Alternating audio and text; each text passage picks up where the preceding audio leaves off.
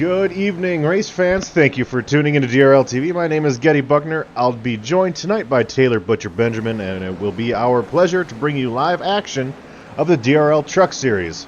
The last time we went live, DRL TV brought you live coverage from the oldest operating motorsports venue in the world, the Milwaukee Mile in West Allis, Wisconsin.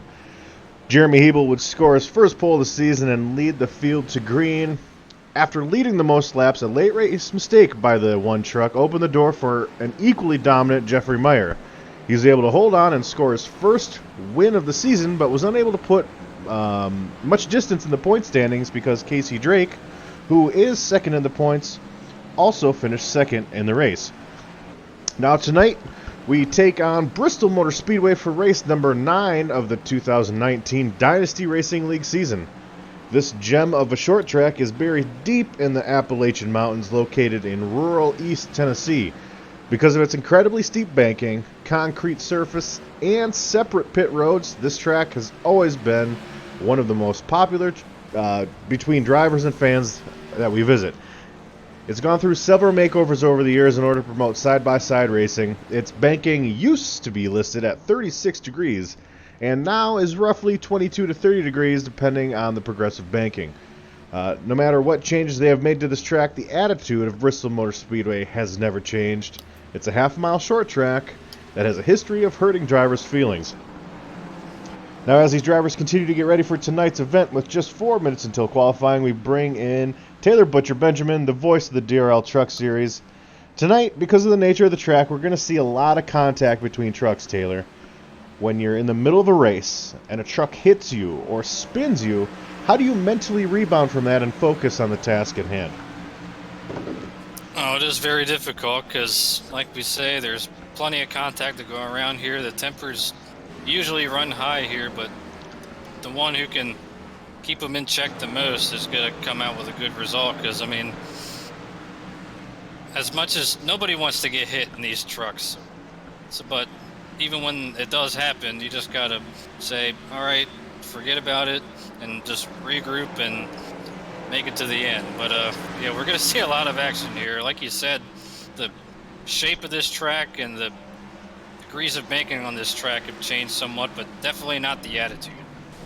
I mean, they've tried so many things over the last few years to promote that side-by-side racing. Obviously, when you think of old school Bristol, you think of the one groove down on the bottom, having to bump people out of the way. Well, now it's almost the exact opposite, where it's most trucks are on the top groove or the high line closest to the wall, and it's almost hard to bump a truck out of the way because normally when you bump a truck out of the way, the rear end will kind of kick out, but it doesn't really have anywhere to go because they're already almost against the wall, 9 times out of 10. So it's added a little extra flavor here to Bristol, and now with the tire package that iRacing has brought us and the fact that we have dynamic weather and things of that nature, it does open up the possibility that we do get 2 distinct lines here tonight, Taylor. We saw a little bit last week. We did try to broadcast this race, and iRacing had a enormous issue with all of its servers, with league racing and official racing. We did see 2 grooves actually kind of start to develop, but do you think we'll see that tonight, Taylor?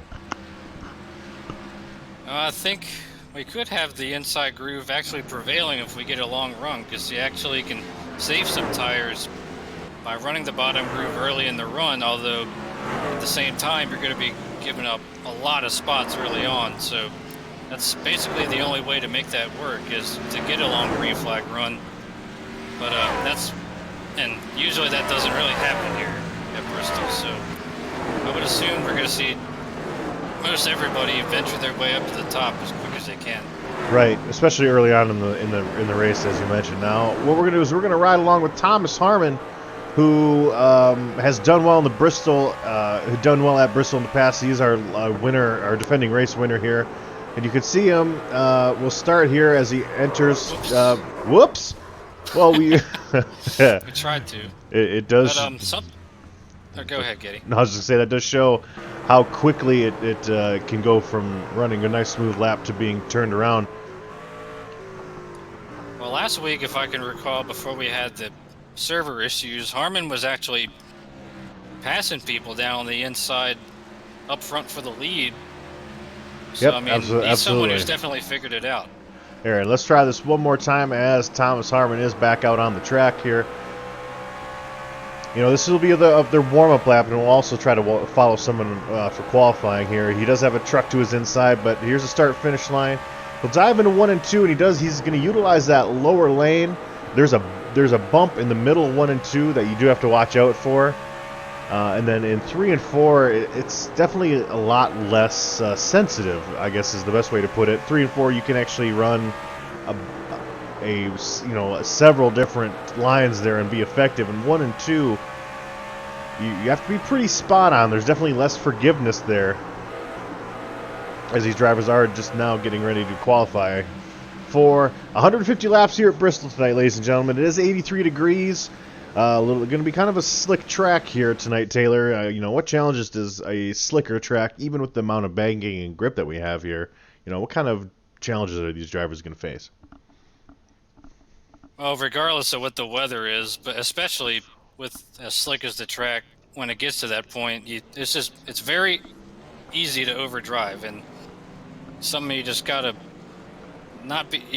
be able to not charge so hard, but charge enough that you can stay in front of everybody. But that's what can help you take care of your tires, is not driving in so hard, because the key to this racetrack is from the center off, getting able to turn it, as we see some guys, including Thomas Harmon, begin their lap. But they're going to have to really be careful not to overdrive their trucks. Yeah, and especially with the wall riding rules that we have in this league. Right, and one thing I'll add to that is, and something that we kind of saw a little bit in the attempted race last week, is we saw a lot of trucks getting loose on exit, which means, loose from that center area, basically right as they were getting on the straightaway. A lot of these trucks were overdriving at the beginning of their runs for the first two laps.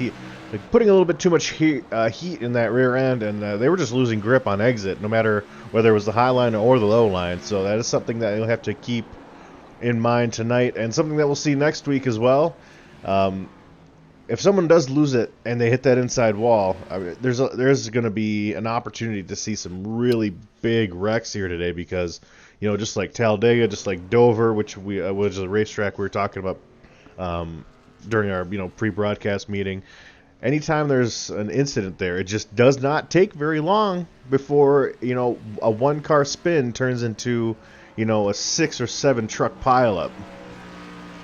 I mean, things happen so fast around here. We're talking 15 seconds a lap, and there have been times where someone's in turn 4 and the wreck is going on in turn 1, and they can still get involved in it just because of how quick things happen here. So you really got to be on your toes. Well, that's exactly it. It's a half-a-mile racetrack, but it's interesting. And we'll bring this up in our next broadcast next week. We go from a half-mile racetrack to the biggest super speedway that NASCAR has to offer from one week to the next. Obviously, as excited as we are for Bristol, it's hard not to look ahead and be a little bit excited for Talladega, especially in the trucks, considering they draft completely different from anything else that we'll see next week, as far as just stock car racing in general. But you'll see here, it's going to be 45 laps next week. At the usual time, ladies and gentlemen, just deep in the heart of Alabama, Talladega. Everybody, race fans or not, they know what Talladega is. They know what it represents. A lot of it, is pop culture because of things like Ricky Bobby. There was a movie that came out that featured that racetrack, and Days of Thunder, and just even the most casual fan knows what Talladega is. Taylor, I know we'll have a lot of fun bringing that to the viewers next week. Yeah, that's going to be a good one, that's for sure. And we should expect a big field. Last week we had 32 drivers take the track before we had our issues with the server. Tonight, only, I believe, 26 or 27. The notable absences include our second place points man, Casey Drake. Yeah, and we'll pull up the points, and you can see Casey Drake just 15 points behind Jeffrey Meyer. Again, Jeffrey Meyer getting his that first win of the season last week, or not last week, but last race at the Milwaukee Mile. And he's been really the only driver that's been able to consistently stick with Jeffrey Meyer, as the gap between he and Jeff isn't that large, and then there's a bigger separation between Casey and Jeremy Hebel in third. But yeah, tonight Well, that's definitely going to change. Speaking of Jeremy Hebel, and speaking of sticking, did you see how he was able to rotate that truck down to the bottom off turn forward? Yep. And not hit the wall, and that's right now that's got him a pole. 14.964 seconds. Yeah, if that holds up, that would be his second pole of the season, I believe. And Jeremy Hebel, it seems like, we could count almost, I could use my entire hand to count the amount of times where he's been very dominant in the early parts or the middle parts of some of the races this season, and just hasn't been able to pull it off. I'm thinking about ISM and obviously last race specifically, when he got loose in 1 and 2, and Jeffrey Meyer, Rockingham. Yeah, and Rockingham, and Jeffrey Meyer had the speed, but yeah, Jeremy Hebel made it a lot easier for him than it needed to be. When, just kind of got loose and hit the wall, and not only did he not finish first, but he actually ended up finishing, I believe, outside the top 10 because of the amount of damage that he had. So for Jeremy, and I'll as we bring him in here in just a second to interview him, we're definitely going to talk about the importance of putting a full race together here. We'll pull in Jeremy Hebel here. Jeremy Hebel, do you have a copy, sir? Yes, sir. Well, you get the pole here tonight, second pole of the season. And just talking with Taylor Butcher Benjamin here, what do you have to do to put a full race together? You've got some wins this season, but ISM, you've squandered a potential win with a little bit of a mistake. We saw it last week. We saw it at Rockingham. What do you got to do to go 150 laps here and finish well? I think here 50% is going to be staying out of other people's troubles, and then the other 50 is going to be not creating my own. I seem to have done both when I failed to have a good finish when running good, so kind of hoping I can keep both of those things at bay. I didn't really feel that good in practice, and I mean, I'll be frankly honest with you, this qualifying lap was probably a lot of it was track temperature. Well, yeah, that's part of the game. We see a lot of people do, wait until the end to get that. But you know what? You got good track positions, which we know is huge. You know which pit road you're on, because it is going to be split into two because of our field size. And, it seems like you're either winning or you're finishing outside the top 10, Jeremy. So hopefully tonight, if you don't win, you can at least get that good finish here. I mean, you're still third in points, so, I mean, the sky's the limit here this season, Jeremy. But, good luck here at Bristol, and we hope to talk to you at the end as a top 3 finisher. All right, thank you. Well, I will say this, as far as wait until the track to cool down, I mean, you still got to go out there and execute the lap regardless of the track temperature. So you should be pretty strong tonight based on what he was able to do in practice and qualifying. No, then that's absolutely true. Obviously, you have to get the laps, waiting until the end doesn't guarantee a pole. It does help if the track temp does cool significantly, especially at a track with this much banking. But yeah, no, tonight, if iRacing can just hold out for us this time. We saw last race was really cooking up to be a good race. This race should be no different. We saw a lot of early cautions in the last attempt here at Bristol, Taylor. Is that something that you think we'll see tonight here, or do you think these guys will kind of get it sorted out and maybe get some laps under their belt first?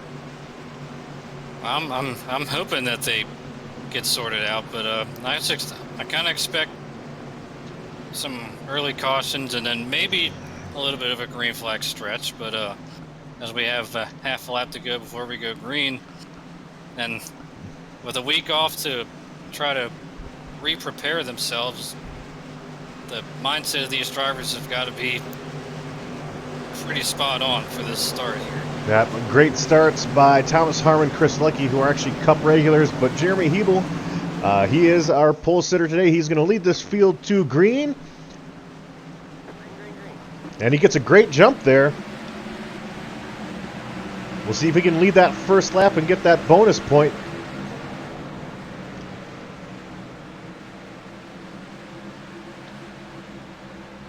And we're seeing there Thomas Harmon right up on him with Chris Lucky underneath, and Hebel will get that first lap lead, that extra point, Chris and Lucky clips the apron. What a great save. I was about to mention last week Chris Lucky, before we had the issue, planned on running the bottom and actually was running the bottom. So I wonder if it looked like that was what his game plan was. But yeah, no, and we just see it there. He does a great job rebounding, but he goes from 3rd back to 17th position. And he'll have to utilize that bottom now, that is for sure, and try to get some of that track position back, as Thomas Harmon is trying to look inside of Jeremy Hebel and try to get a little bit of that lead here. Oh, that was close there. Off yeah, kind of a weird check up there.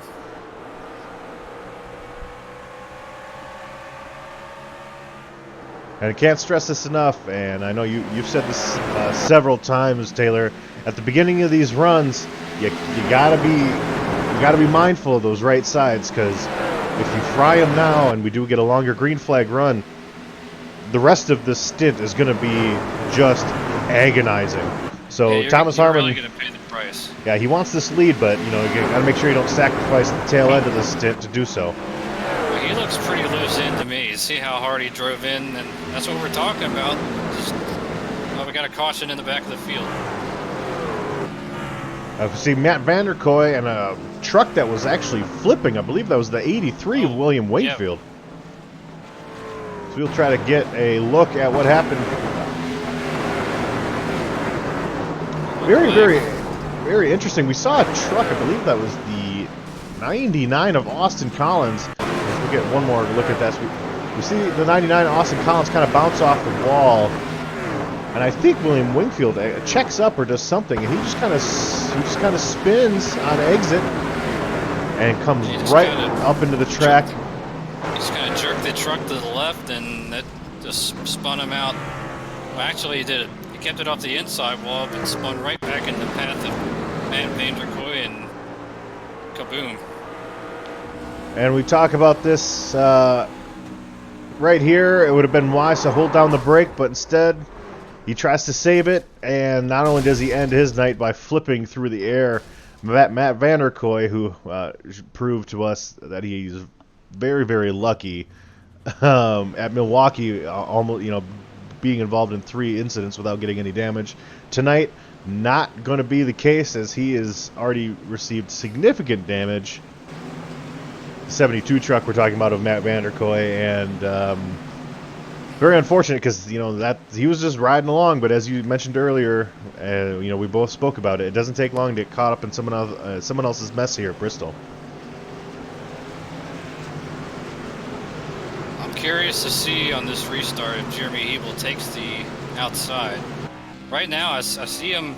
He hit the wall off of turn 4 a couple laps ago, right as the wreck in the back was taking place. So I don't think, that shouldn't affect it, but well, it yeah, shows how razor thin of an edge there is. Once you step over that line, running that high side, that wall will sneak up and get you.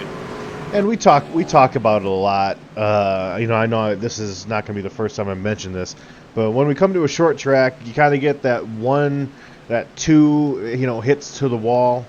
And it's not too bad, depending on how hard you hit it, of course. If you try to break the wall down, it only takes 1 hit to ruin your race. But you get a couple smooches to the wall and without really affecting your speed too much. But if we go to a track like next week, or like when we went to Auto Club, and you scrape the wall just a little bit, any amount of damage in these trucks, that'll slow you down and ruin your race almost instantly. So I don't think that's enough damage, Taylor, to affect Jeremy too much, but he's got to be careful now, because one more good hit and he could ruin the camber or toe in the right side of that number 1 truck of his, and that would definitely affect him. But You know, we talked about, you know, my question to you earlier, Taylor, is how, you know, what do you do in the middle of a race when you know, get hit by someone or hit a wall, you know? Is Jeremy Hebel going to eventually be able to kind of rebound from that? We're about to find out as we're half a mile away, or half a lap away from going green. And like I expected, he took the outside, which I think will be the choice pretty much all day long. See if Robbie Armstrong can get up there. He'll be second behind him and fourth. Yeah, and just behind him is PJ O'Leary, who's in need of a good run, and the 21 Richard Springer. And Hebel gets a great push off that start. He has led all 12 of the laps here tonight. Harmon immediately getting down to the bottom, and we'll see what happens with. Yeah, Harmon's really dedicated to that bottom line, which is not, you know, that's not a bad idea. Behind him, though, we've got Robbie Armstrong, Adam Faree. Oh, contact! Jared Rogers sent into the inside wall. We got a big pileup. Oh my goodness! Good grief! Adam Purcell, Trent Held, David Lindahl. Got about 10 people at least. Looks like Adam Breeden.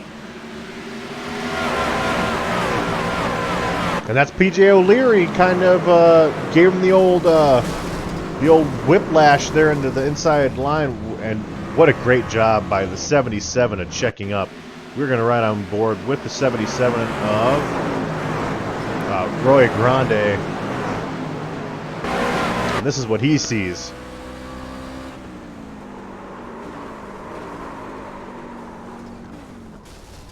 Yeah, we talked about, he did get sideways there, but wow. Woo! Had a little bit of contact to the front end, but yeah, that could have been and should have been a lot worse. Yeah, not too much damage there. He should be alright, but a lot of these trucks... William Wingfield had the wildest ride a few minutes ago, but that award now belongs to Adam Purcell. Yep, and we're going to ride on board with Adam Purcell. Yeah, if Rogers could have slid just a couple feet further, he would have missed that pit wall. Although he was just a victim as O'Leary came off the wall, but well, this is a real shame to see this many destroyed trucks this early. Yeah, I mean, we just had the conversation talking about how much damage can you have, you know, before your race is effectively, maybe not ruined, but certainly, you know, strongly affected speed-wise, and we see a lot of drivers get caught up. But we also saw some good examples of drivers that did a great job of checking up, like the 77. I mean, that could have been a lot worse for him. Great job by those drivers that didn't get, you know, so much damage.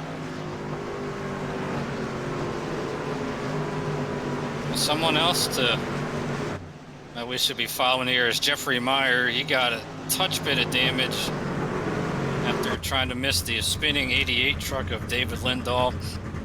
Should have mentioned that he qualified in the back on purpose, ran a slow lap, and that's the danger of qualifying back there. You get yourself involved in something like this, but he did a great job. Got a little bit of damage to the left front, but again, he should be relatively okay considering what could have been. Yeah, and we'll say this next week, so I apologize for the viewers for sounding like a broken record, but the tracks like this, and you know, tracks like at Talladega, Martinsville, you're not safe anywhere. There's just nowhere that you're safe, whether you're front, back, middle. The only thing you can hope is that if a wreck happens in front of you, you just get a little bit of luck, and that's what we saw from the 77 Roy Grande. You know, he hit the brakes. He was about to smack the flipping truck of Adam Purcell, but someone else hit him first, and sometimes you just got to get that little bit of luck. Yep, and also, like, the way that how hard he hit the brake, it actually turned his truck kind of sideways, and that kind of shoved off some speed as well. But PJ O'Leary is, after being deemed to be at fault for that caution flag, is dropping to the very end of the field. Yep, PJ O'Leary getting the EOL if you are found guilty of causing a yellow.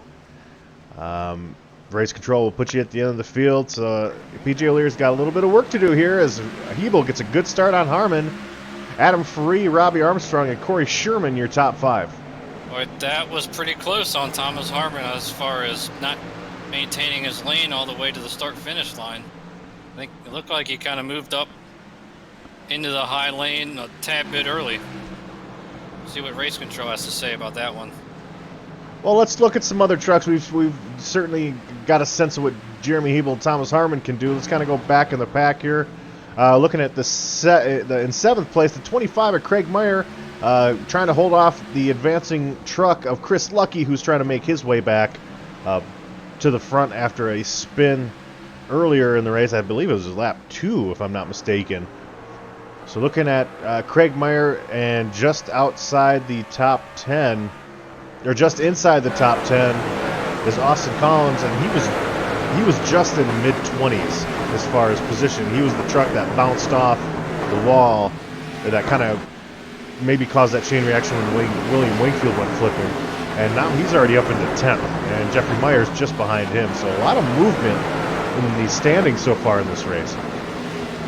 I definitely want to give a call to Craig Meyer. He's had, an absolutely miserable season up to this point. Austin Collins really loose off of 4, but see him up here in 7th, being able to avoid all the current so far. You gotta tip your hat to him. And we see now that Harmon is getting a little bit more aggressive here on this lead, and Richard Springer comes out of the pits.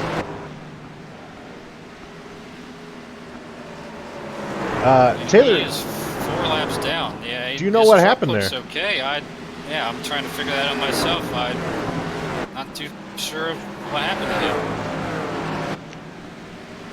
And Harmon is slowly inching closer to get. If you can get on the straightaway on exit and be side by side with the person that you're trying to take that position away from, that you're definitely set yourself up for a great next corner. But right now, Hebel's getting those good runs off on exit. You just can't. Harmon can't stay next to him as they head into the next set of corners. So, and as they do this, Adam Faree. He's got a mirror full of Springer now, or no, it's the 6 of Corey Sherman. But I look back, and basically it might have been something to do with changing lanes on the restart or something, or maybe getting a passing under yellow, because green flag dropped, and next time around Springer ducked into the pits. Not sure what happened. But he's pretty determined. He knows there's could be a lot more carnage, even though he's 5 laps down. We saw Kevin Harvick make up 4 laps in the Cup race, although of course that's a much longer race. But there's no give up in Richard Springer.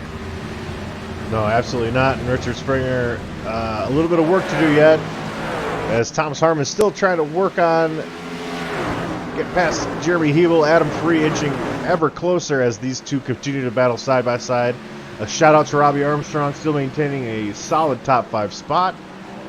And Chris Lucky, who was just fighting Craig Meyer for 7th, is now dropped back to 10th. As Jeffrey Meyer is now passed him for 9th. And just behind him we have Daniel Holloway. He's another driver that's really looking to try to get a good run here. It's been a rough kind of couple weeks here for Daniel Holloway. Yeah, it really has, especially we know what he's capable of after being so close to the championship last year. He knows a good run today can help him. Oh, ooh. Back. Oh, God. Is that Austin Collins? Maybe Craig Meyer? Craig Meyer, as we saw just out of Jeffrey Meyer's onboard. Oh, what? Something happened to the 19 of Marvin Wingfield. He got loose, checked up, and Craig Meyer had nowhere to go. Yep, and that's what that caution was. We saw it looking out of Austin Collins' truck. There is no caution. It's still green. Oh, yeah. My apologies, if that's what I did say. So we're seeing a lot of contact here early on in this race. We're only 38 laps into 150, and there's, you can see like the 57 truck of Jordan Berry, well off the pace now because of damage that they've gotten. So, but what that does, what that little incident between Marvin Wingfield and Craig Meyer did, is that did move our points leader, Jeffrey Meyer, just outside the top 5. And as we noted earlier, Casey Drake, the guy who's second in points, is not present in this race. So each spot that Jeffrey Meyer gains today in this race is going to be a huge advantage and is going to give him a huge leg up as we head into Talladega next week. Now's the time, as we see Harmon making a charge on the inside. Now's the time where, since we're getting spread out a little bit here into a bit of a green flag stretch, now's when that inside lane could prevail, as Harmon almost has Hebel cleared. He actually does lead that lap, so Harmon's strategy of running the bottom. Oh, he slides. Oh, Hebel gives him a bump. Let's get a little bit of a replay on that. Looking out of the rear bumper of Thomas Harmon, and I was just getting ready to say he's going to have to do a little bit of a slide job in order to finalize that pass there, but something happened here on exit. He just wasn't quite clear, and that's the risk that you take when you try to slide in front of a driver. But for now, Thomas Harmon will take that lead. That's also a risk you take when you're a Cup driver coming down into the Truck Series against one of the top points guys in the Truck Series. People kind of say it was a little nice to him there, I think. Well, I think Hebel might have fried up a lot of his truck trying to hold off the advances of Thomas Harmon, because all of a sudden Adam Faree is all over him and looking to take over that second spot with Corey Sherman. Oh, caution's out. Got a wreck on the front stretch. It was the 27 of Cody Gatsky.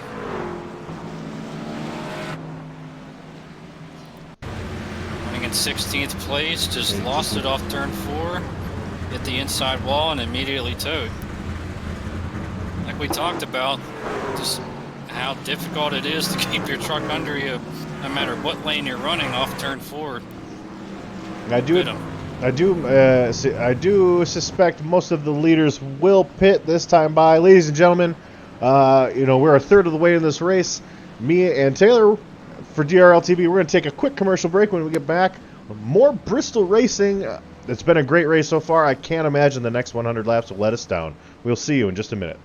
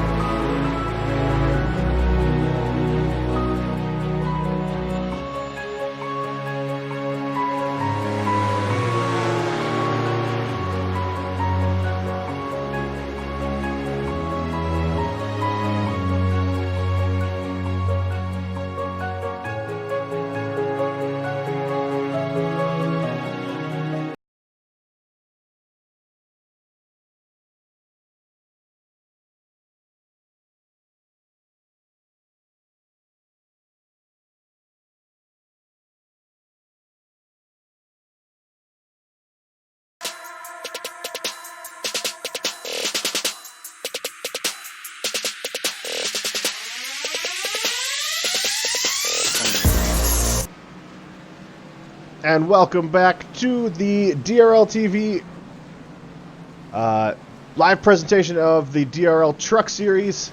Just getting ready to circle lap 51 of 150. These trucks are getting ready to go back to green flag racing after a single truck spin of Cody Gatsky. The front two cars, though, we noticed, did not pit. The trucks behind them did. So we'll see what kind of issues this may or may not cause as Faris slips up a bit. Wide. Saw that coming. Hebel is going to be a sitting duck here, I'm afraid. Ooh, Lucky! Oh, contact! Harmon. And Lucky's back out around. And now they're piling up behind him. And Hebel gets hit late. While the caution was out, DJ O'Leary got into the back of him. Well, this will be an interesting one to try to dissect here, ladies and gentlemen. We see Lucky try to cut down, and Harmon was already there. And then let's see what happens with Hebel here. It looks like he just checks up for the 29 of Faris, and Trent Helt, who not only did he plow Chris Lucky, it looks like he also hit the 52.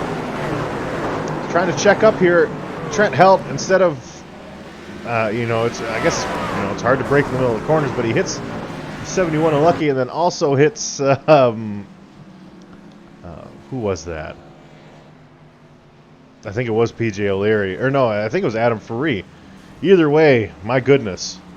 Man, that whole deal started though with Lucky trying to clear himself in front of Thomas Harmon.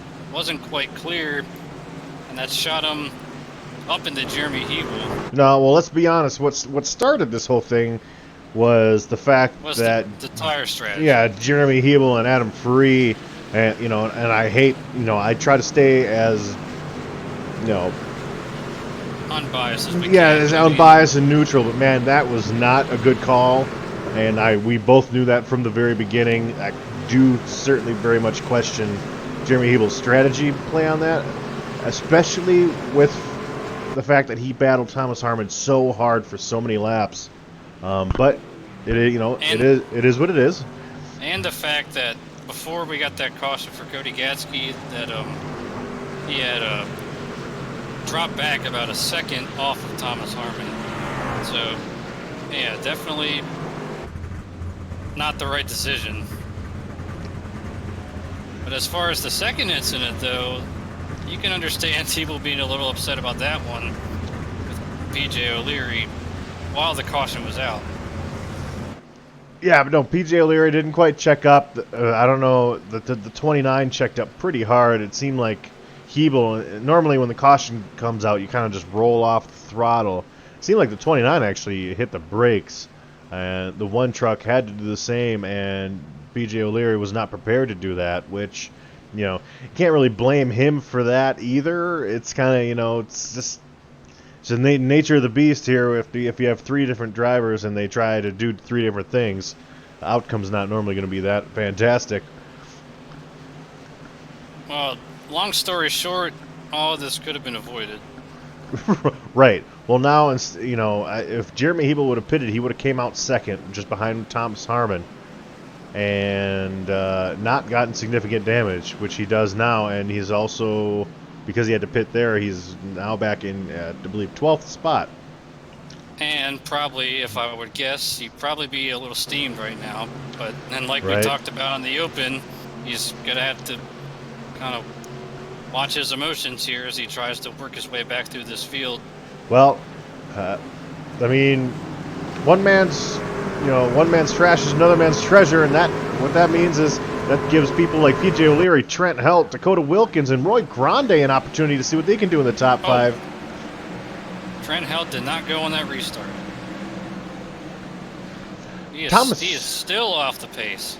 Thomas shoots out to a huge lead. He sure went, that's for sure, as he's already out to a second lead. As we'll try to look behind him, PJ O'Leary, not too much damage from that contact with the one truck. And Dakota Wilkins, who is Jeremy Hebel's teammate, battling Robbie for the third place. Up into the wall. Stayed up against it for a long time. But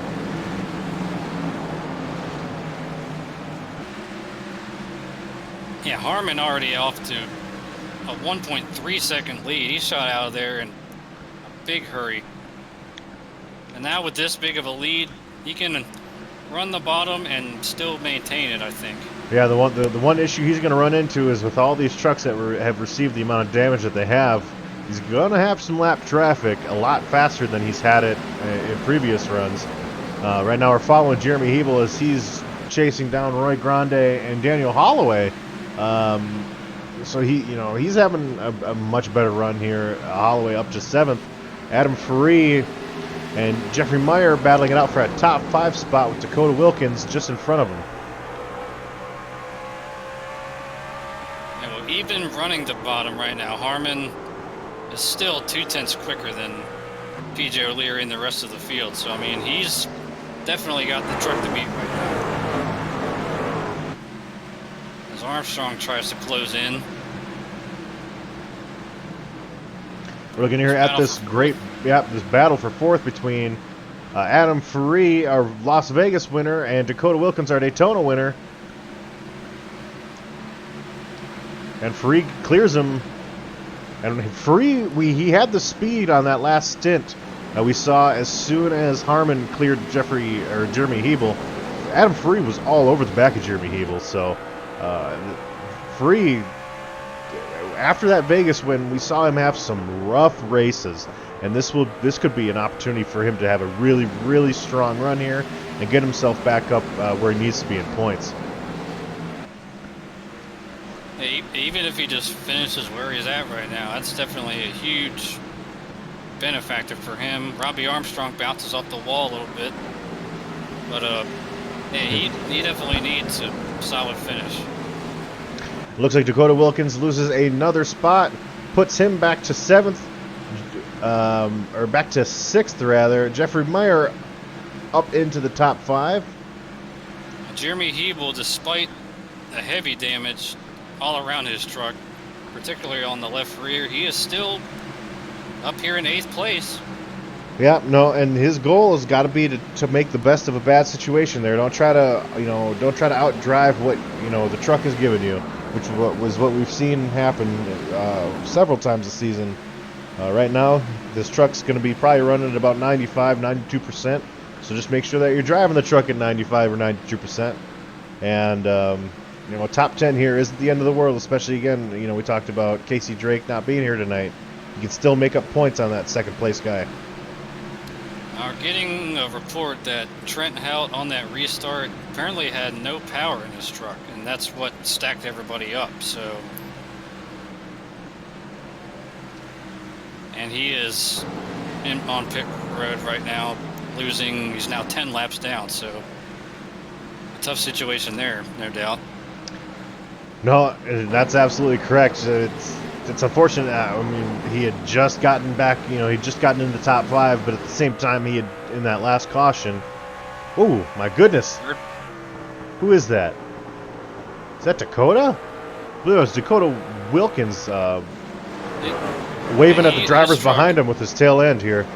His truck is wounded severely, and he's been backsliding.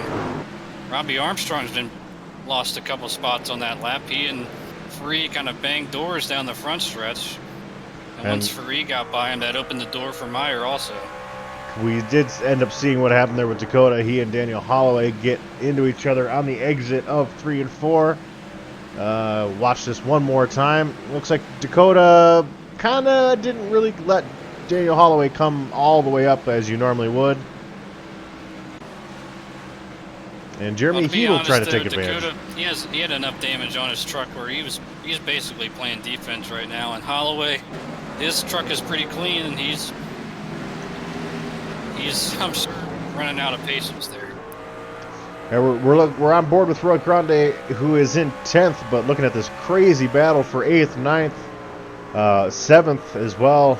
We see Dakota Wilkins leading this little group in 6th. The more that these drivers battle, none of these drivers are saving tire right now. This is going to allow people like Robbie Armstrong, Jeffrey Meyer, who is actually past Robbie for 4th, PJ, and Adam Faree, who's past PJ for 2nd. It doesn't have it clear just yet. There. Oh.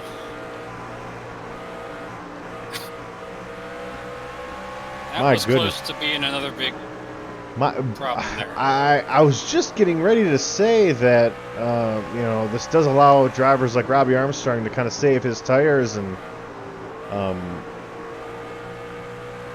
kind of run his own race. But, I mean, that's a huge gap between 5th and 6th right now.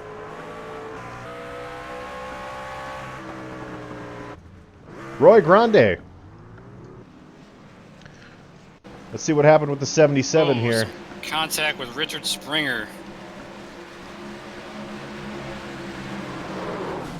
Well, there was a huge... I mean, we had been following that battle for several laps. Dakota Wilkins kind of stacking up the field here. The 99 checks up, the 1 checks up. And coming off this corner, I feel like Springer just kind of turned up into the 77 there. Nothing malicious, but perhaps just a little bit of a... Well, the problem is, though, that Roy Grande is in 10th spot and Springer's 4 laps down after his issues earlier. So, I mean, that'll kind of put a bit of a sour taste in Roy Grande Jr.'s mouth, I would think. But No, and it absolutely should, but just saying, you know, it doesn't seem like that was an issue where... you know, anyone was overdriving. It just seemed like he was trying to get back up behind him, and he actually, you know, it could have been like a spotter issue or something like that. I mean, it was a misjudgment, that's for sure, but just a tough deal. But Jeffrey Meyer, look where he's at right now, up in 2nd place after the pit stops. Right, and as these leaders are doing their pit stops now, DRL TV is going to take another quick commercial break. When we come back, we got, you know, 70 more laps at least of racing here, ladies and gentlemen. We appreciate you tuning in. We'll try to get these last 70 in, hopefully green flag. You never know when DRL TV returns.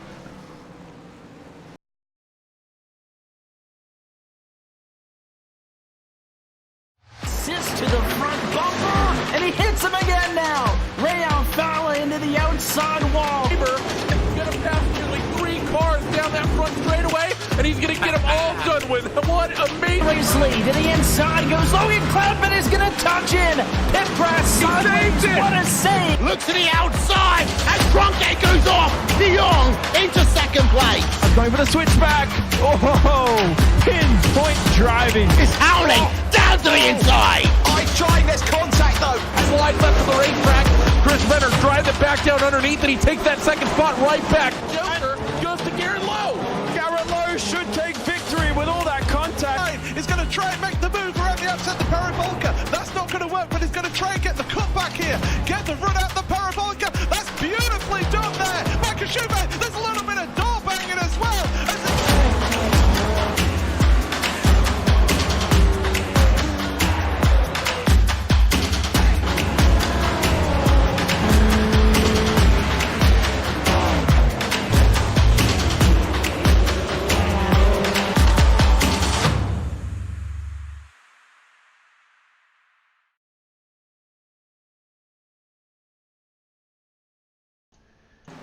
Ladies and gentlemen, welcome back to the Bristol 150 for the Dynasty Racing League Truck Series.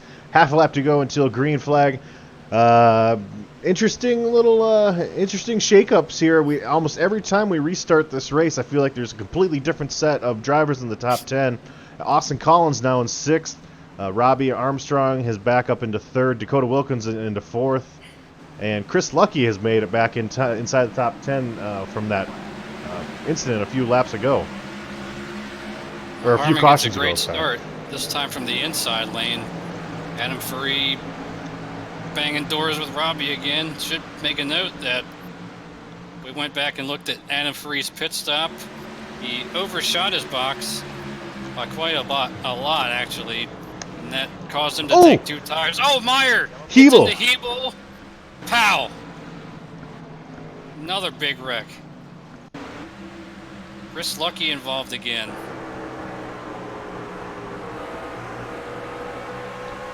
We're riding on board with Jeffrey Meyer. And he just absolutely sends it into the 1 truck. There is absolutely no other way I can say that. I mean, there's no sugarcoating it. There's no nothing. Absolutely sent it into the 1 truck. I mean, Ebel was, you know, he was mad before. He's got to be losing his mind right now, unfortunately. I mean, that's a really bad deal.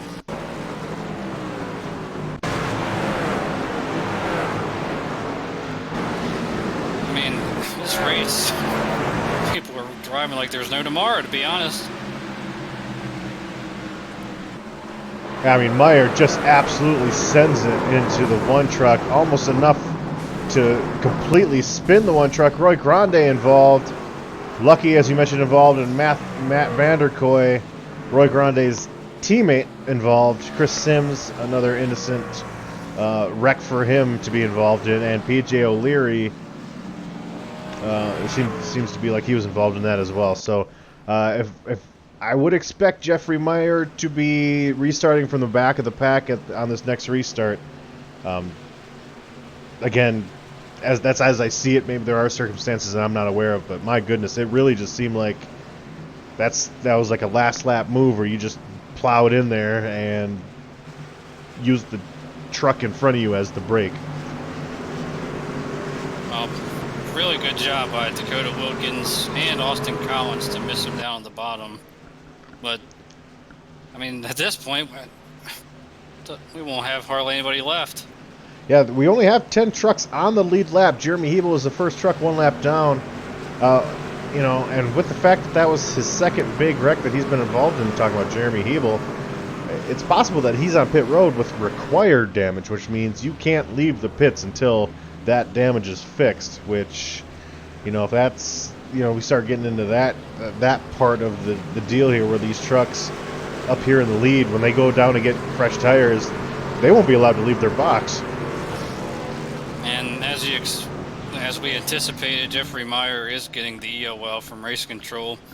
But I will say the thing about Hebel, the first wreck, I mean, that wasn't his fault necessarily that he got run into, but he kind of set himself up to have that happen to him. But this time, he was making his way back through the field and simply got ran over, to be honest. So right, and when we've seen Jeffrey Meyer, we saw he was battling hard with Hebel, and the turn before that, Hebel kind of maybe crossed over his nose a tad on exit, because he does have that shallow exit. But it looks like you know, this is the second time in 2 or 3 weeks we've seen Jeffrey Meyer kind of not have the most patience at these shorter tracks. We saw it at Rockingham with Brady Briggs, so that could be an issue going forward for Jeff Meyer. As our next track that we go to after Dega is Dover, which is kind of the same sort of beast here.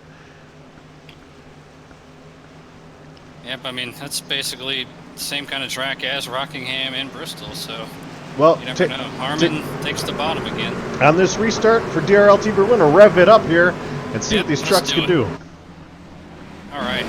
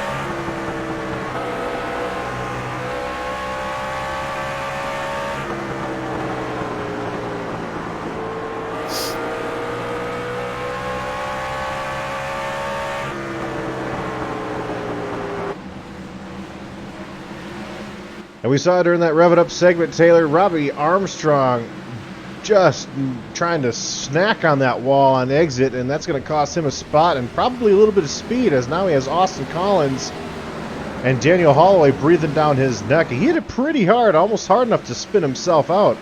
So that's something that we should be keeping an eye on here on these last 50 laps of the race. But one thing that almost, has been a storyline this whole race is Thomas Harmon and the speed that he's bringing here. This is the second race in a row that he'll have the opportunity to win and just put on a clinic too. It's really not been close since he got past Jeremy Hebel. He has not looked back. And of course, he would make it 2 in a row. Of course, he won here in the Truck Series last August, although it was at night, but not quite in dominating fashion like he is doing right now. But one thing I'd like to point out, you mentioned Jeremy Hebel might have had a meatball flag. Oh, hold that thought, we got another caution. Next. Trying to see where it's at.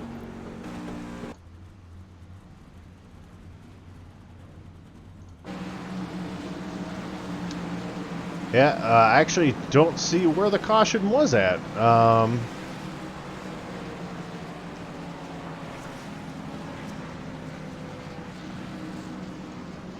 Maybe we could just term this as debris. I don't know. Yeah, I'll look at it here in 1 second. I can go back into my session notes here. Perhaps an incident involving William Wingfield. So let's go back and look at that real quick. Oh, I see him here on the front straightaway. Hit the wall, spun down to the inside, and his rough night continues.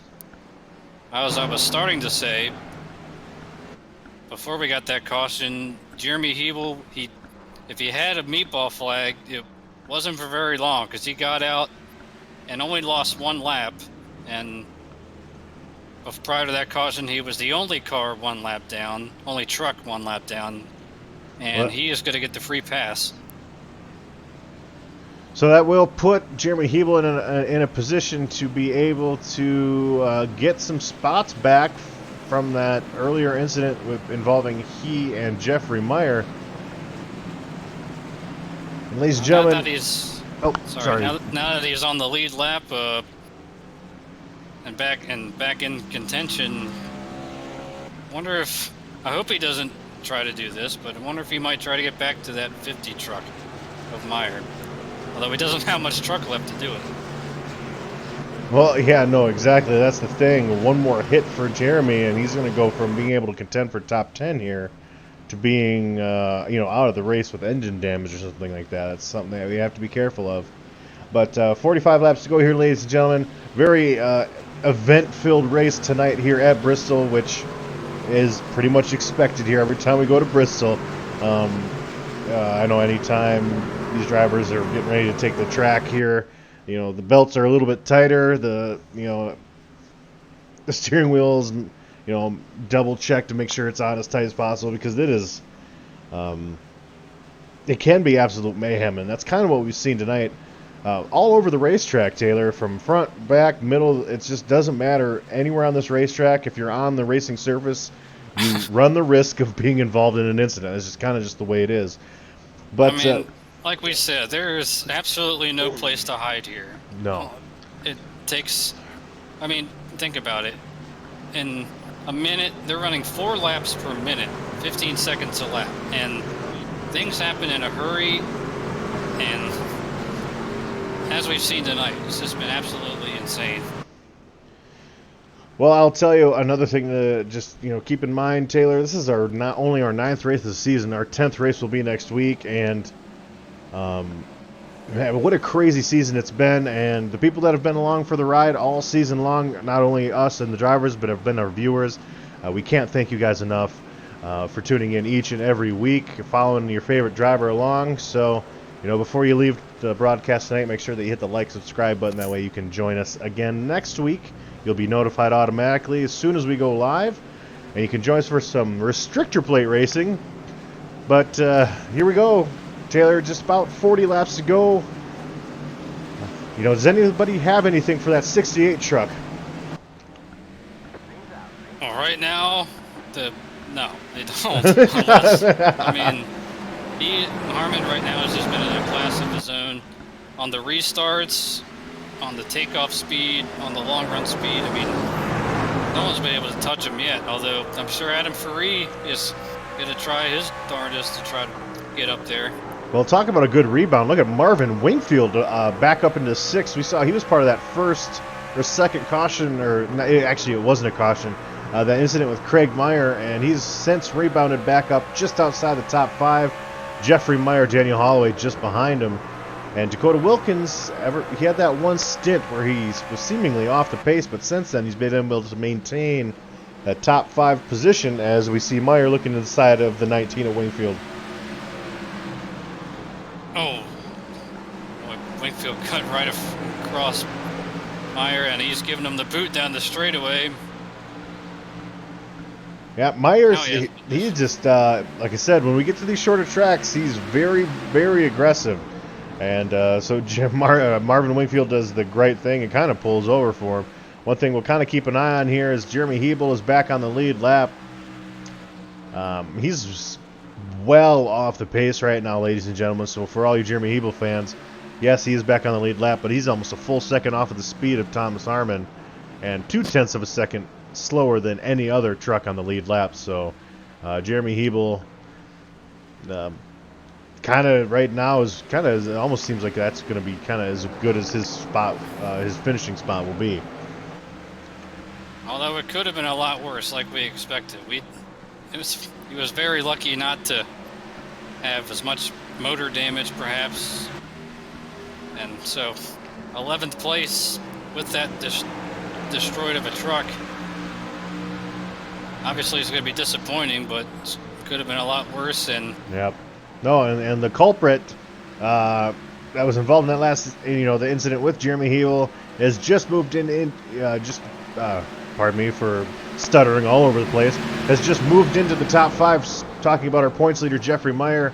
Robbie Armstrong, even though he hit that wall pretty hard that last run, is hanging on to it, actually in a way that's surprising me even, still in 6th position. So good for Robbie. That is our defending truck winner. He knows how to get it done, as Dakota Wilkins is trying to hold off Jeffrey Meyer here, but it seems like Meyer's sending it in there. He's making the bottom work, though. Yeah, I mean, what he lacks in patience, he certainly, has in speed. That is one thing for certain with Jeffrey Meyer. All right, now Adam Faree is still within just 6-7 of a second off of Harmon. I mean, Harmon's still the quickest truck on the track, but nobody's really seemed to be hanging with him this close until just now. So perhaps if Harmon gets into some lap traffic that he has trouble negotiating through, Faree could possibly take advantage of it. Yeah, we still have several trucks on track, most of which have, considerable damage, so it won't be too hard to get around them. But at this point, Thomas Harmon just has set sail, and even since you started and finished that last sentence, Taylor, Adam Faree dropped back to 1.3 seconds.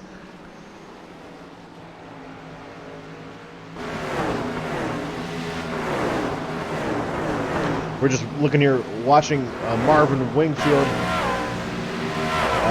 end up dropping back to 9th, but David Lindahl, which we haven't really said much about him tonight, except for the fact that he was just kind of involved in a caution. Kind of nice, quiet night. He's actually got a very, very clean truck, so good for him and for the driver in front of him, Daniel Holloway. Clean trucks.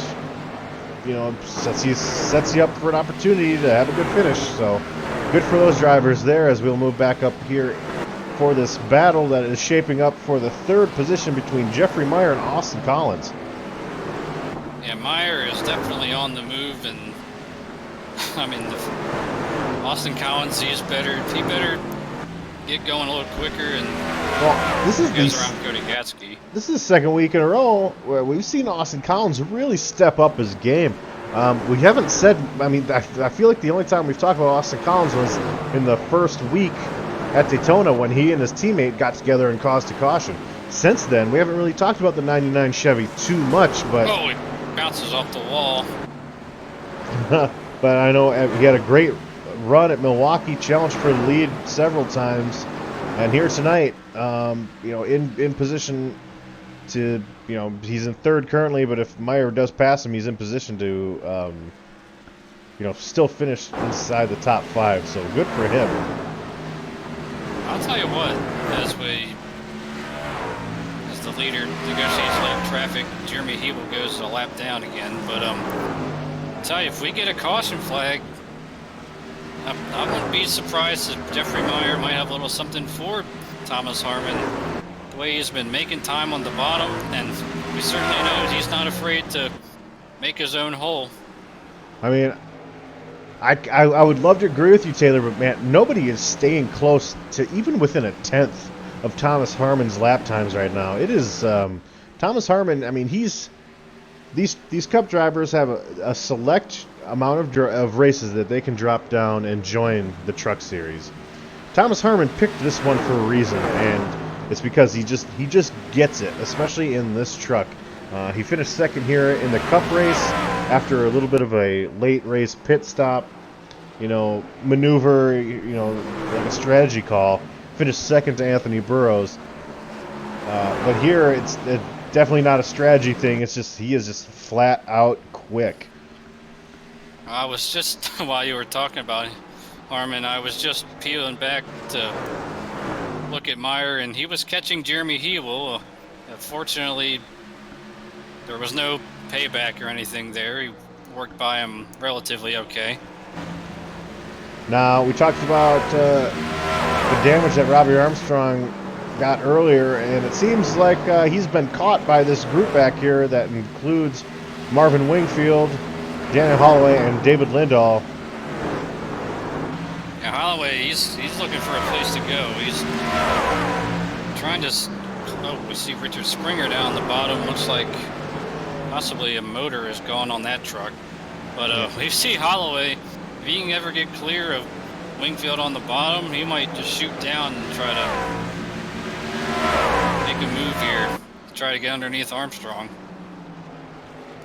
I think Robbie's just kind of hanging on for dear life right now. Yeah, he's got that damage, and I think at the beginning of that run, or this last run that we had, he might have used up a little bit too much tire compensating for that damage that he had. And I talked about that earlier with Jeremy Hebel. If your truck's down to 92%, you got to race it at 92%. You can't push it as hard as you normally would. But at this point, Armstrong, this has been bad for Holloway. He's lost 2 spots now here following Armstrong here. Incredible. How about Wingfield and Lindahl just both drive by? Of course, Armstrong's a little bit wounded, but it does put Wingfield back up to 6th, which is, when we highlighted him about 15 laps ago, that's where he was. He kind of fell back, and then later on in this run, his truck's been coming to him here.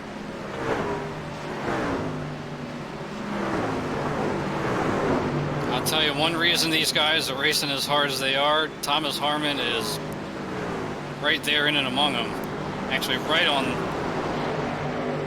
Armstrong and Holloway's bumper. But with only coming to 9 laps to go, I would think Harmon would be smart enough to not take any chances. Well, and that's just it, right? He set himself up for a very stress-free last 10 laps here. 2.3 second gap on Adam Faree, and that is that's going to continue to grow, especially once he clears Holloway. Holloway's not giving up, but he's going to go a lap down, and that leaves only 7 trucks on the lead lap. I mean, Harmon has just put on an absolute clinic tonight.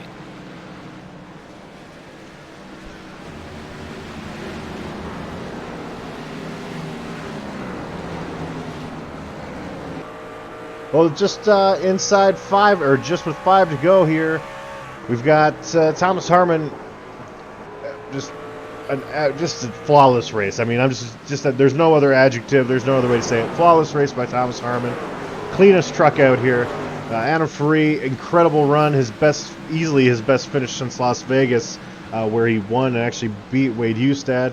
Jeffrey Meyer could potentially back up his win from last week with a third place after a controversial incident between he and Jeremy Hebel, which could potentially have some carryover, Taylor, into later on in the season. Austin Collins with another great finish.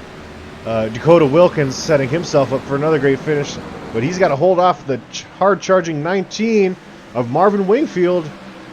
Marvin Wingfield could come in here and try to get a top 5. And like we talked about, since this is a long run, Wingfield's been running the bottom, and he's been gaining on Wilkins rapidly. I mean, this Wingfield could be looking at a top 5 finish here if he can get by him here, and I'm sure he's going to do whatever he can. As Harmon into turn 3 will come up on the white flag.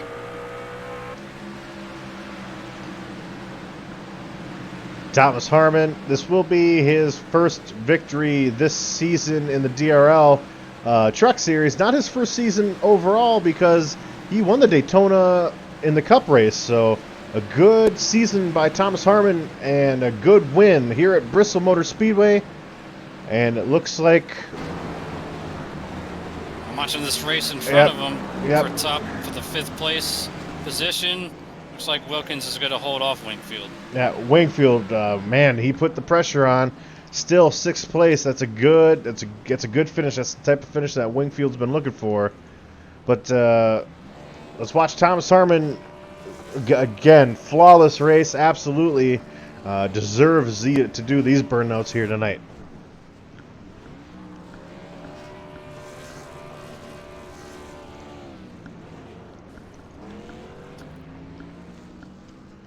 And let's pull in our race winner, Mr. Thomas Harmon. Let's see if I can find down him. here in S2R. I got him right here. Oh, here he is. Sorry. Hey, Thomas Harmon, that's the broadcast booth. You got a copy, sir? Yeah, 10-4, I got you.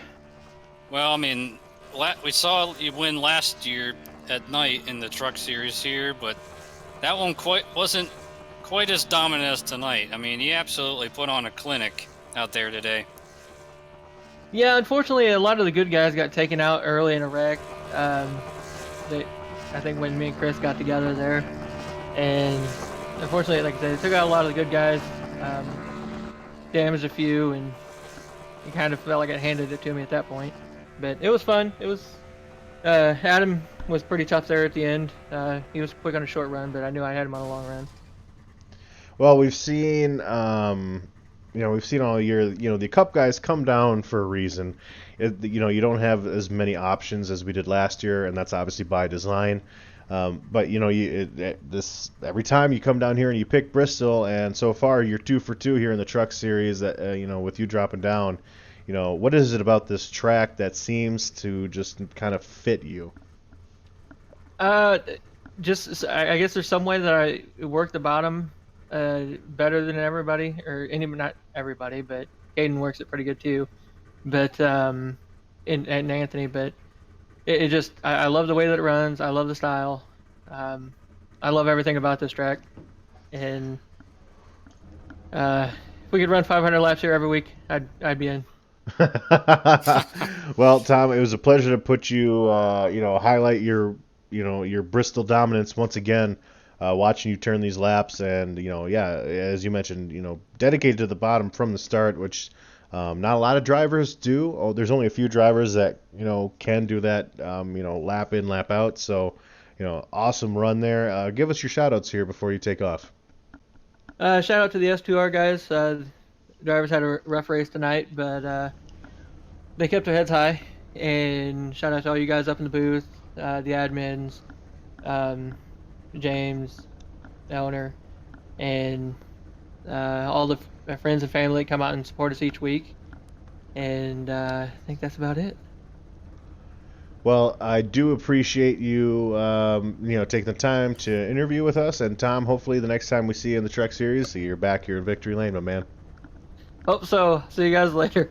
See ya. Yep, you have a good one. I'll tell you what, he's got to be excited for Bristol NIS, because that's actually going to be a 500 lap race when we get to that point in the season. Let's bring in our runner-up finisher, Adam Faree.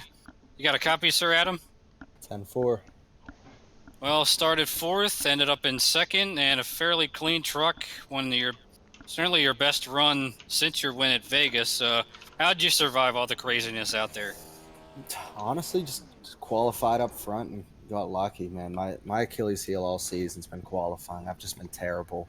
Get caught up in a lot of wrecks. So yeah, when qualified up front, was able to avoid a lot of the chaos. That really helped. Well, again, mentioning the fact that this is your first win since beating Wade Hustad at Las Vegas, or your first finish, or your best finish, sorry. And then you finished second tonight here to another Cup guy. Again, no slouch here at Bristol. We head into next week at Talladega, which we're not even going to talk about because it's Talladega.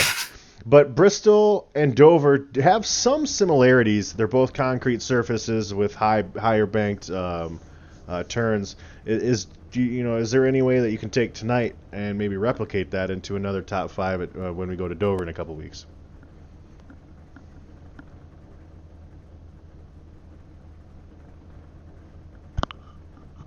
Adam, did you hear me? Oh, sorry, I was on mute. Oh.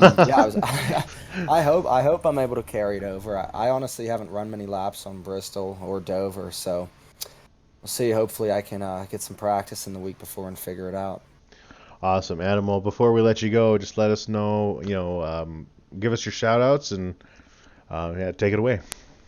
Yeah, shout out Minimum Speed Racing. My teammate Terrence Sine, he got hit with a thunderstorm, lost power about a minute before qualifying. So hopefully he'll be back with us next week to get in the Talladega chaos.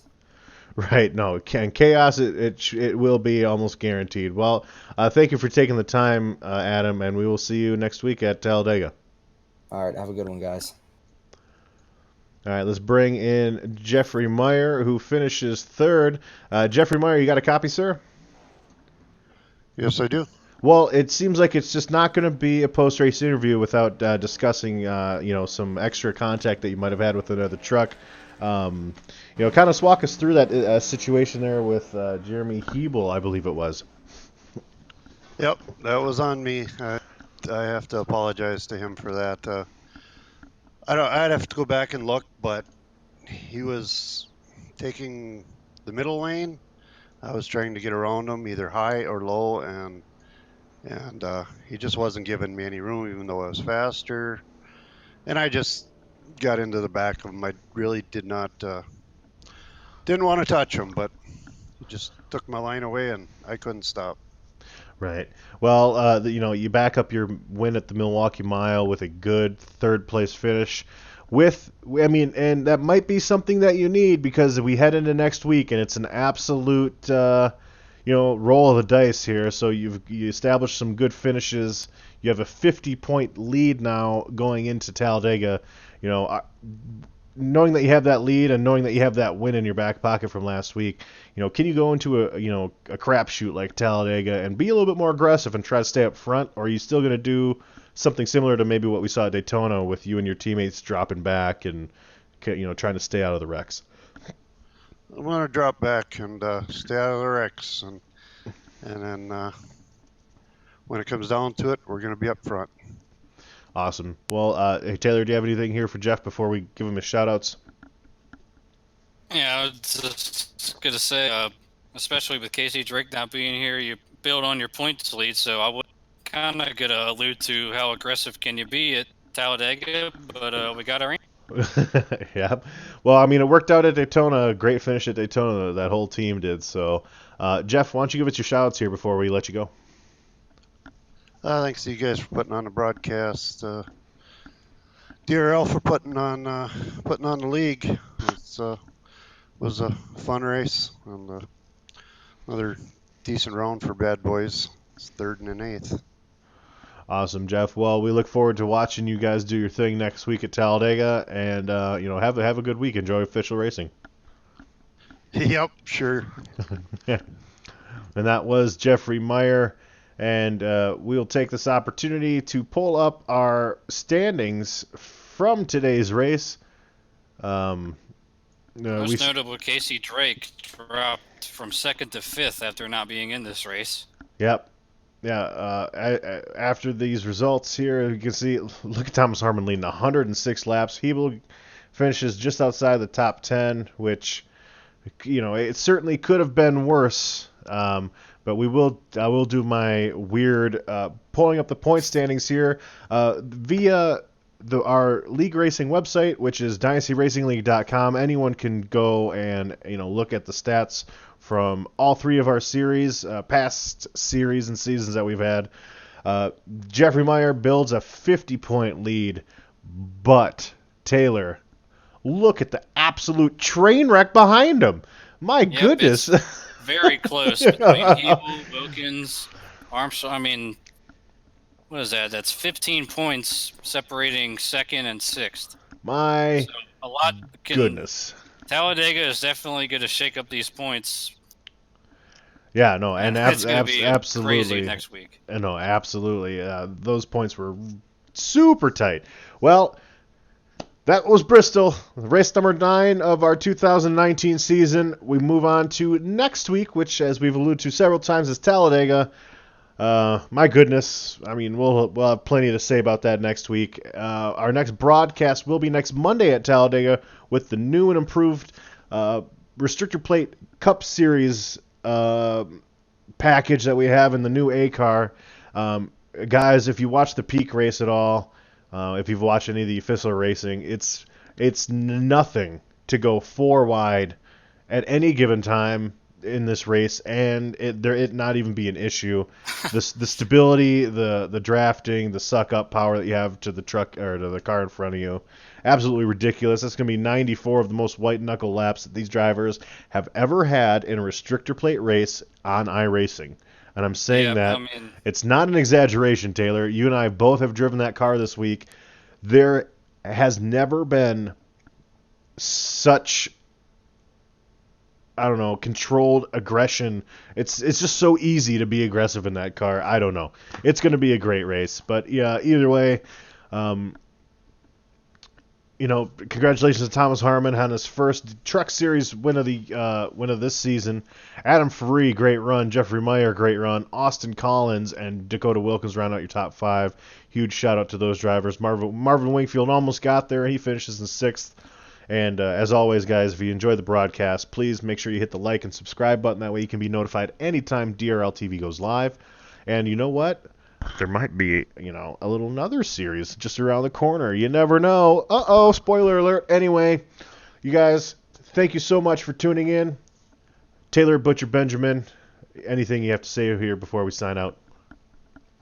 I mean, you certainly got your money's worth tonight. I mean, just crazy race, deserving winner, I must say, in Harmon. I mean, he put on a clinic, but I knew there was going to be a lot of chaos, but I didn't expect this much chaos, and I don't expect next week to be any different, although it's a totally different kind of racing. Right. Well, this has been Bristol, ladies and gentlemen. We will see you in Alabama next week, same time, same channel. My name is Getty Buckner, here with Taylor Butcher Benjamin. This is DRL TV. We'll see you next week.